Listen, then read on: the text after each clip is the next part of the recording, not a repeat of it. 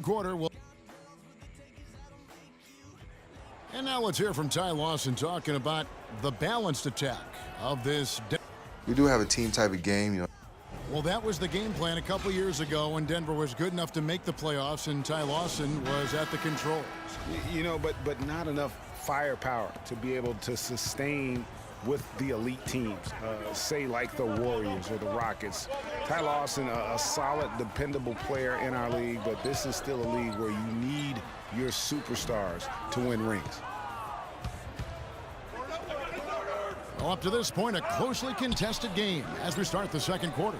What do you guys think about the Celtics here in this one? You can tell right now this team's on the same page. They are right where they want to be offensively. Well, finding scores on time and on target with your passers, it makes scoring the ball easy for them. We've got Olynyk, Jay Crowder out there with Evan Turner. Then there's Smart, and it's Matthews in at the shooting guard position. That's the Boston Five. That's terrific defense right there to prevent from converting in close. Here's Turner. Good, and Smart gets the assist. Turner's got his second bucket of the night. They're forcing the ball inside, and it's working beautifully. It really is. 5 out of 6 of their last field goals have come from the paint. Hill drives in. Turner with a screen for Hill. On the wing, George. And it's George again missing. No doubt last year a bit of a loss for Paul George. I mean, had to sit out most of it after that gruesome leg injury in the Team USA scrimmage. And the basket is good. Got it to go through on the contact, so a free throw coming up. A great opportunity for a three-point play. And thinking back on George's injury, still a very graphic image in everyone's mind, but he was able to bounce back. Yeah, it was great to see him get some game time before the end of the season after that horrific injury. A credit to him working as hard as he did, as well as to the training staff that got him back to be able to play before the end of the season. Marcus Smart was drafted to the Celtics as their future point guard. He came in with a lot of work to do and a skill set that people really like. But his first season, Clark, was a roller coaster. Yeah, it really was. He was an off guard in high school and in his first year of college as well. Really only played full-time at the point the year before he was drafted. Let's find out what Doris Burke has for us. I was able to listen in on what Frank Vogel had to say to his team. He made it clear that their offense needed to run through Paul George. Coach stressed the importance of getting the ball in his hands as soon as possible at the start of their possessions. No question he's going to be the key guy for them offensively. Being in the position they're in, probably a smart move to go to the clipboard and switch things up while we're still in the first half. Kevin?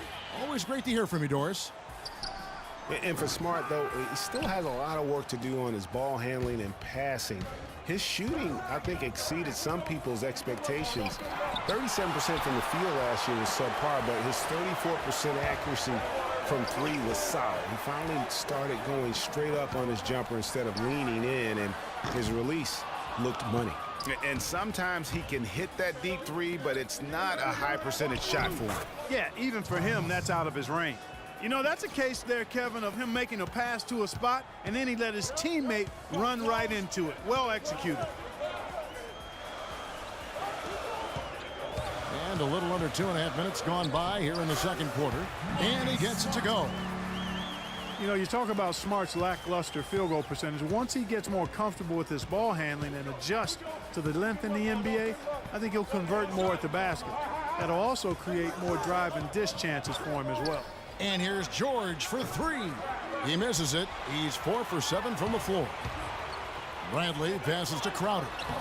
Off the mark, his first miss of the game, 1 for 2. Here's George. That is in there. Lawson with the assist. And that's 10 points for Paul George. Boy, that's a nice feed by Lawson. Clark, the one thing you can say about Ty Lawson is his awareness around the floor. He's just ubiquitous, and his court vision is incredible. Excellent peripheral vision. He averaged almost 10 assists a game last season. That's the best year of his career thus far. The Celtics making a switch here. Thomas is checked in. Indiana also making some changes. Mahinmi's checked in for Fry. Solomon Hill comes in for George. Rodney Stuckey's subbed in for Ty Lawson. In the corner, Crowder with it. It's stolen by Hill.